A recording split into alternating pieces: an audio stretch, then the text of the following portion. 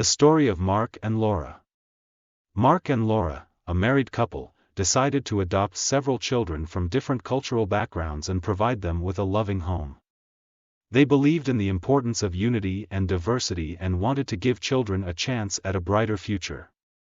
Their dedication to creating a diverse and inclusive family demonstrated the power of love and acceptance, showing that families can be formed through love rather than solely by blood. Mark and Laura, a married couple, decided to adopt several children from different cultural backgrounds and provide them with a loving home. They believed in the importance of unity and diversity and wanted to give children a chance at a brighter future. Their dedication to creating a diverse and inclusive family demonstrated the power of love and acceptance, showing that families can be formed through love rather than solely by blood.